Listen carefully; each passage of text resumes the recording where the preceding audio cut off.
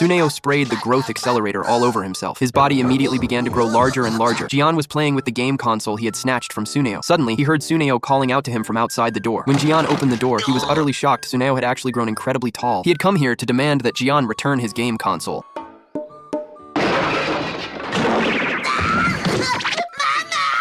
Even after growing larger, Suneo still couldn't defeat the powerful Jian. He was now completely devastated, so he decided to make his body even bigger.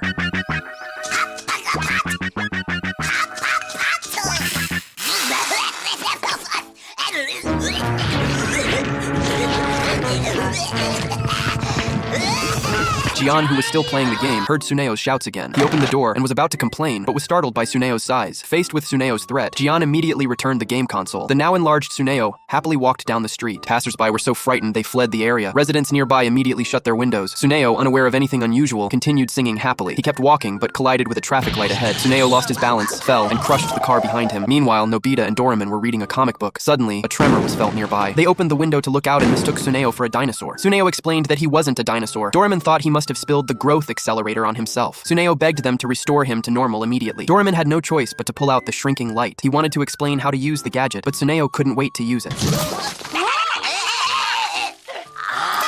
The only gadget that could make him shrink was ruined just like that. Suneo had no choice but to stay this big for the time being. Just then, the sound of police sirens echoed nearby. It was clear the police had come to arrest Suneo. Suneo was devastated and begged Doraemon to fix the shrinking light. Doraemon had no choice but to tell him to hide for now.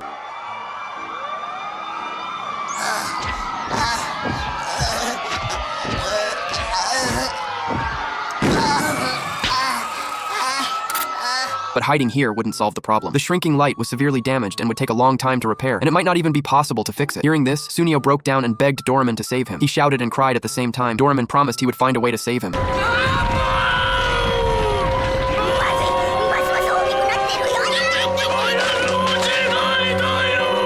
By this point, Suneo could no longer hide himself. Doraemon hoped he could calm down. He was immediately overwhelmed by Suneo's tears. As Suneo continued to cry, his body kept growing larger. The residents were terrified by the sight. A large number of police cars, accompanied by fire trucks and ambulances, headed toward the back mountain. The military even devised an operation plan to capture the giant. Just then, Suneo suddenly stood up. Seeing this, all the nearby residents fled the area. Doraemon and Nobita also chose to flee temporarily. Suneo suddenly fell silent.